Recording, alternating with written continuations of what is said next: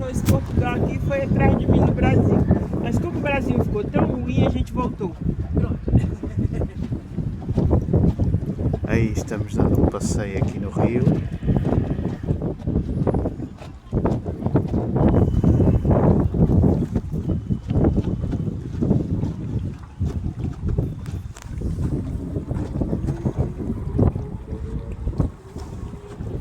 É muito engraçado porque cerca de 90 a 95% das pessoas que andam, portugueses que andam a bordo desta barca, vêm justamente de redor do Tejo.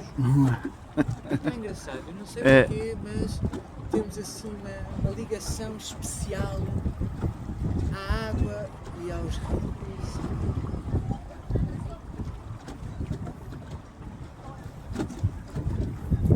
Como é o nome da rua? Aqui, Lá onde a gente mora. a Rua Miguel Torga 64. Coimbra, que a gente também em Lisboa mora na Rua Miguel Torga, mas é 24. Na Póvoa de Santo Adrião. Escritor que se preze mora na rua Miguel Torga. É, É verdade? Essa eu gostei. é, Ele tira, ele dá vida, ele tira. Vê se tem alguém ainda vivo. É verdade. Vamos todos parar ao mesmo sítio. Pois, É verdade. eu deixo ele só fazendo. Sabia que a gente ia ter o espaço sozinho de vir aqui, porque a minha neta quer vir aqui, que ela é muito bonita. A barca serrana é a barca tradicional do Mondego e foi o tipo de embarcação que navegou o Mondego, fez a ligação entre o interior e o litoral através do Mondego, Pega o depoimento dele. transportando todos os produtos que eram produzidos no interior do país. Eles eram, estamos a falar ao longo dos séculos, todos os produtos que eram produzidos no interior do país, eles eram transportados em animais até à zona de Penacova, mais especificamente à foz do rio Dão, que está hoje em dia incluído na Albufeira da barragem da Agueira. Eram ali comercializados, aquele era o grande porto comercial de tudo o que vinha da nossa beira alta, da nossa beira baixa e comercializado através do Mondego. Ali chegavam às barcas, comercializados, entravam nas barcas e seguiam o seu caminho através do Mondego. Okay? A barca serrana é a embarcação por excelência do Mondego. Okay? Tal como temos o barco de Rebelo no Douro, tal como temos o Moliceiro de Aveiro, como temos a Falua do Tejo, como temos cada região ou localidade tem o seu barco tradicional, a barca serrana é uma das 5 embarcações tradicionais do Mondego.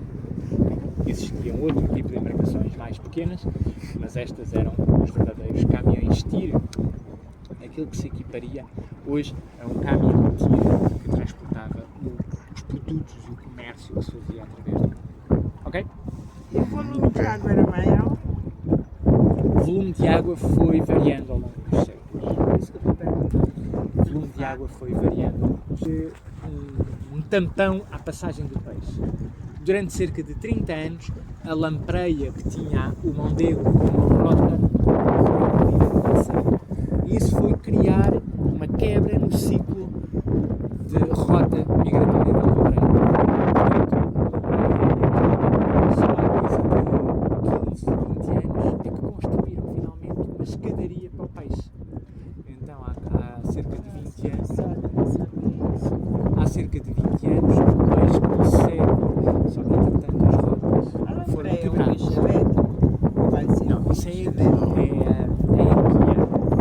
É tipo peixe elétrico. Porque na Amazônia, é comprida, sim. sim, não. O peixe elétrico ele te dá choque como se tu estivesse ligado na eletricidade. Tu conhece esse? Sei. É isso? É o caso de vocês? Não. Não. Não. A lampreia é um peixe com a mesma aparência. Aparência, sim. Aquela Sim, aparência a distribuição esguia. dele, as nadadoras, tudo essa. Tudo é nadadeira, muito isso. parecido, mas não tem essa descarga elétrica.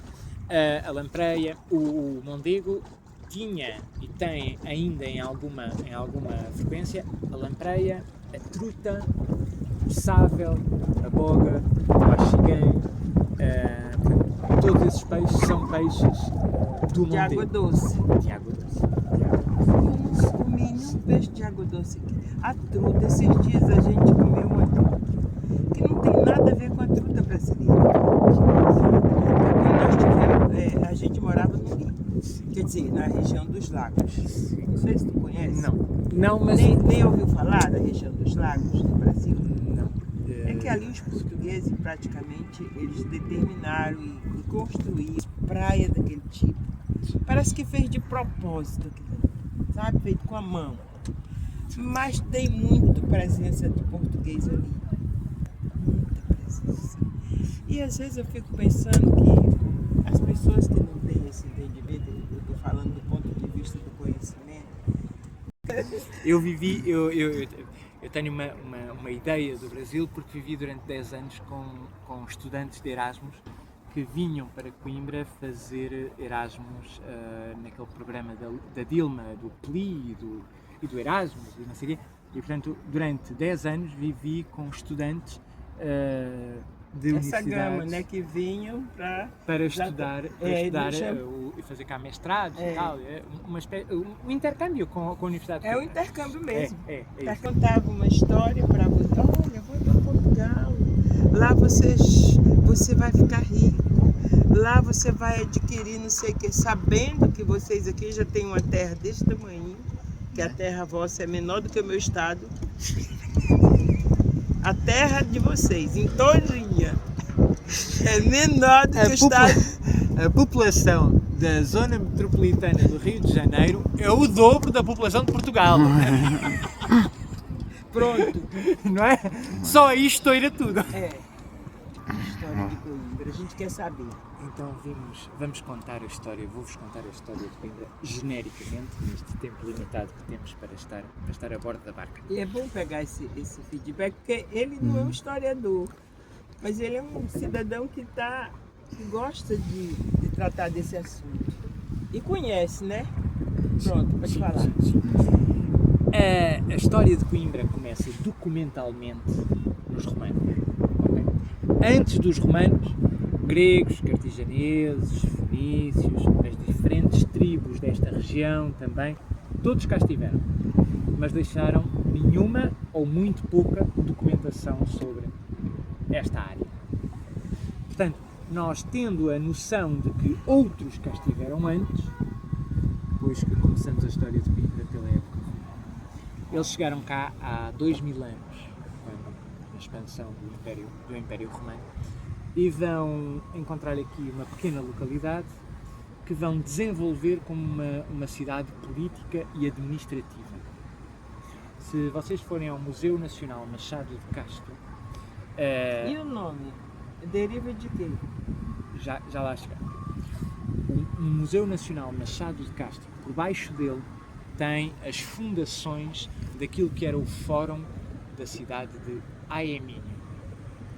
É o primeiro nome que se conhece sobre esta localidade documentalmente. Aemínio ou Emínio. Okay? Existem as duas designações na documentação que existe da época. Emínio era uma localidade política e administrativa estrategicamente desenvolvida entre duas outras importantes cidades. Brácara Augusta, Braga, e Olicipo, Lisboa. A principal via que ligava Brácara Augusta a Olicipo era nesta zona que atravessava o Mondego, que se cruzava com o Mondego. E é justamente este ponto de cruzamento que então os romanos vão aproveitar como a cidade política e administrativa que vão fundar Aemínio. Ok? Bom, foi uma cidade política e administrativa durante todo o Império Romano, entre o século I, quando o imperador Augusto cá chegou, até à queda do A Império. queda da Constantinopla. À queda, sim, 476. Bom, mas já ouviram falar em Conímbriga? Já. As As ruínas ruínas. romanas de Conímbriga. Elas ficam a 17 km para sul. Porquê?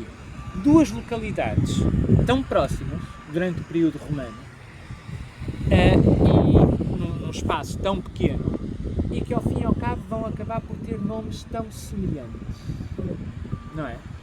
Esta era Emínio e vai virar Coimbra e aquela chamava-se Conímbriga. Bom, nós sabemos que Conímbriga é anterior, pelos estudos arqueológicos, Conímbriga será anterior a Emínio. A presença do homem naquela zona vem desde a Idade do Bronze. O homem instalou-se ali, junto ao rio de Mouros, na Idade do Bronze. Bom, mas durante o período romano, nós vamos ter as duas cidades com funções bem distintas. Esta é a cidade política e administrativa, a mais importante desta região, e aquela a cidade da força militar e onde residia o bispo, depois da conversão ao cristianismo. Eu já ia perguntar para ti. Depois da conversão ao cristianismo. A presença deles foi muito, eu não diria que foi muito perversa, mas foi muito ideológica, sabe? Foi muito, levou vocês ao que vocês têm hoje, porque está tão impregnado, né? Sabe que a cultura portuguesa... No Brasil se diz que 3M colonizaram. 3M's? 3M. Que foi as missões, militarismo. É verdade. Gente, eu nem aguento dizer isso porque eu acho que isso não tem fundamento científico. Eu estou falando do ponto de vista geral, assim como você está falando. Porque quando você aponta história, ela não é... A história não é casos que você contou e que alguém ouviu e copiou, não. A história, ela é ciência. É verdade. Ela pode ter interpretações diferentes. Estava com uns bigodes de gato. E a rapariga da caixa virou-se para ela, da registradora, virou-se para ela e disse: ai, tão gira, estás mascarada. E ela vira-se e disse: é a minha identidade. Neste momento, para mim, morreu o mundo. Quando uma miúda de 15 anos se veste como um gato e diz: esta é a minha identidade. Em cerca de 22 anos, talvez, estão trajados e estão em alguma praxe ou qualquer coisa assim. Por acaso está um cameraman por trás delas um rapaz a tirar fotografia, portanto elas devem estar a tirar fotografia para a palete delas. Água, não estão? Então, Elas estão dentro d'água. Elas estão com água pelos joelhos. Os estudantes chegam agora ao final do ano e fazem a queima das fitas. Eu não aguento. A queima das fitas, eles têm o cortejo da queima das fitas. A queima das fitas é a celebração do final do ano. Depois disso eles fazem exames, ou concluem ou não concluem o ano, por aí vai. Mas a queima das fitas é a festa dos quartanistas. É o último ano. É o último ano. E portanto, Em qualquer uma da formação? Sim. Qualquer uma formação em acadêmica, médico, advogados? Em qualquer uma das faculdades, sim. E portanto é o final do ano. Ora, eles fazem... E por que elas usam o uniforme? Porque aquele é o traje académico. Aquele é o traje académico delas. Mas delas e deles. Sim. Mas é ensino superior? Ensino superior. Universidade. Porque não tenho ligado muito a televisão. Porque também não tem interesse, porque não é algo... Mas olha, deixa eu te falar uma coisa aqui. É interesse de cada um.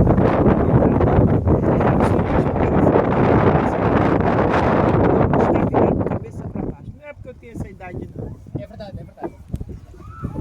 É porque nós estamos gravando, porque às vezes a gente põe depois no livro, ou então incorpora num texto que a pessoa coloca na internet.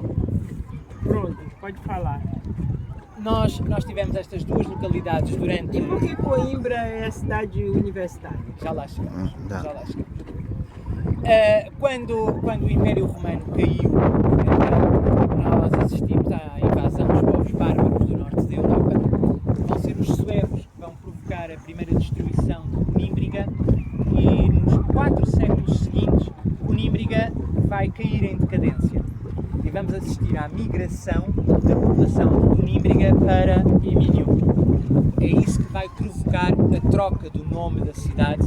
Ela vai passar a chamar-se Colímbria, por causa desta população que migra de Conímbriga. Ok? E a língua vai se aperfeiçoando. Ainda não. Durante 300 anos, este território vai ser palco de muitas guerras, de muitas batalhas entre os suevos, os alanos, os visigodos. Isso, eu li alguma coisa. No início do século VIII, entre 711 e 714, os mouros, no norte de África, vão atravessar o Estreito de Gibraltar e conquistar a Península Ibérica. A gente fala Gibraltar. Gibraltar. Engraçado, né? A pronúncia da língua. Bom, estes reis visigodos, descendentes de visigodos, que aqui governavam o território, vão migrar para as Astúrias, para o norte de Espanha, mais próximo à França, mais ao canto, Cantábria, Astúrias. Aquela é a zona montanhosa que os mouros, habituados às planícies, não conseguem conquistar. É ali que vão permanecer entre o início do século VIII e depois a reconquista cristã que se vai decorrer no século IX, no século X, no século XI. Bom, esta zona entre o Douro e o Mondego vai ser reconquistada por Fernando Magno, rei de Leão, Castela e Galiza, entre meados do Começa século XI. essa relação entre o rei de Castela, que é da Península Ibérica. Sim. Espanha Eu tive um Espanha é amigo na que foi realidade. dedicado a essa área. Sim. É uma área bem complicada do ponto de vista histórico, né? Sim. Espanha é, na realidade, a unificação de vários reinos, certo? E esses reinos vão se gerar justamente nesta reconquista cristã do território. Não é? O reino de Castela, o reino de Aragão, o reino das Astúrias, o reino de Galiza, o reino de Leão, o reino por aí fora, o reino de Navarra, por aí fora. Espanha só vai chegar à unificação total lá pelo século XIV. Como é o nome dessa ponte? Ponte Pedro e Inês. A mais dramática história de amor da coroa portuguesa. Pois, acho que ele já me falou. Já. É verdade. Se reparar, podemos falar desta ponte e depois já regressamos novamente à história de Coimbra. Se reparar, os lados da ponte, uma ponta e outra ponta da ponte começam em sítios diferentes. Porque Pedro era da corte portuguesa a sul. Inês pertencia a uma família galega muito importante. Eles nascem de sítios diferentes, mas unificam-se a meio do Mondego. A ponte Pedro e Inês tem esta zona aqui assim mais larga a meio, que é justamente onde Pedro e Inês se encontram. E ele dá vazão ao pedestre também? Não. Ele é pedestre. Passam bicicletas e trotinetes, mas ele é Pedestre. É uma ponte pedestre. Bom, Fernando Magno, rei de Leão, Castela e Galiza, reconquista esta zona entre o Douro e o Mondego em meados do século XI. Em 1064 ele Eu amo reconquista. história, gente. História é a minha vida, sabe? Porque é quando você tem noção de como é que as coisas acontecem. Aí você fica assim, com uma cara de tacho, achando que, cara, é assim ou é assado. Você não conhece a história dessa cidade. Você não sabe como é que eles chegaram até agora. Então precisa entender Com muito tudo. sacrifício. Com muito sacrifício.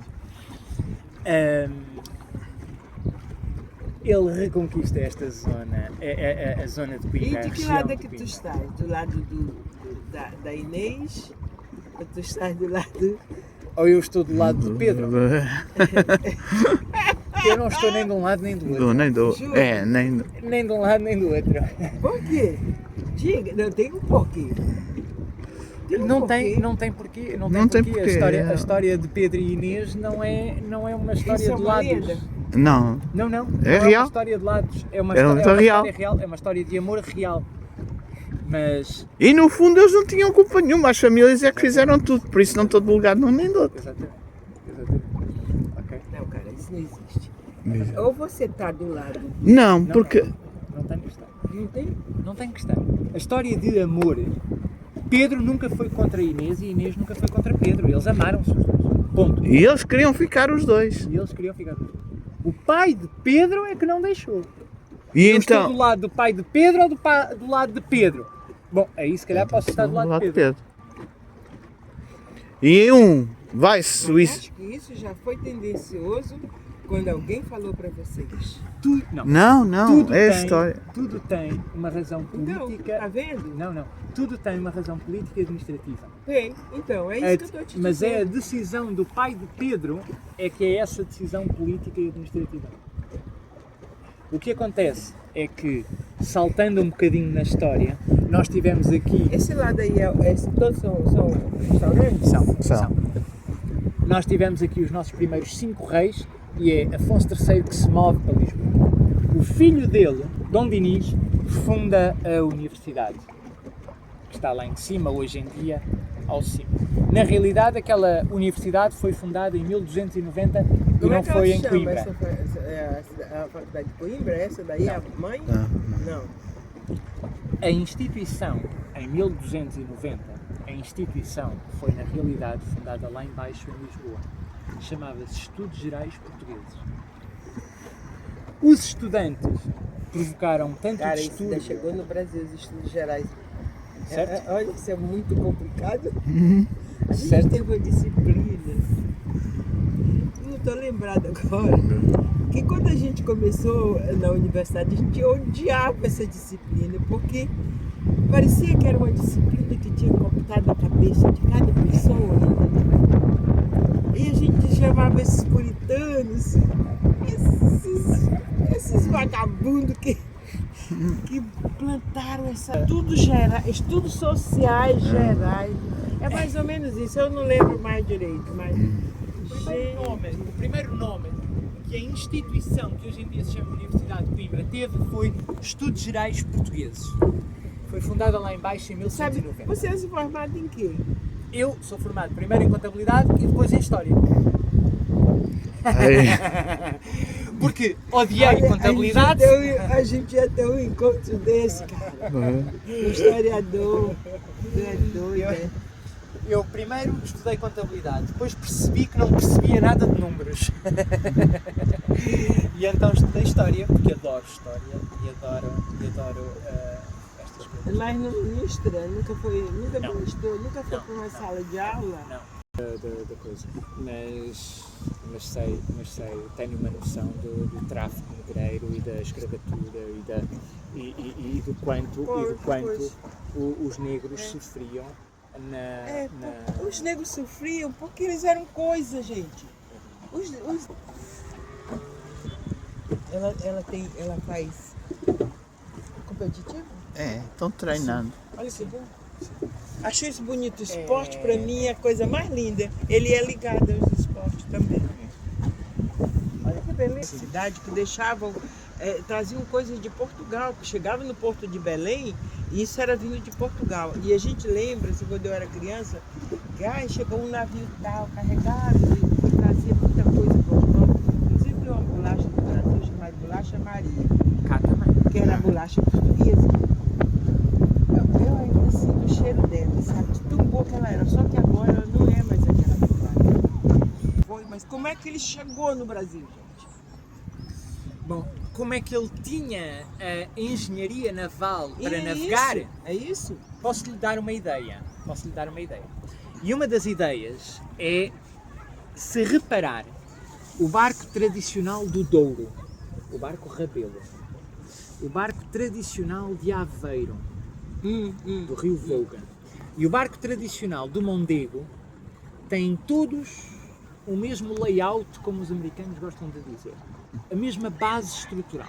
Todos eles são planos, completamente Eu planos quero por baixo. saber como que ele estudou, é isso que eu quero saber. Eu sei que realmente ele fez esse barco, mas pensa bem, naquela época, se tu tem toda uma tecnologia, Hoje em dia, que na altura não existia matemáticas, existia... eu acho que vocês falam muito pouco de Cabral.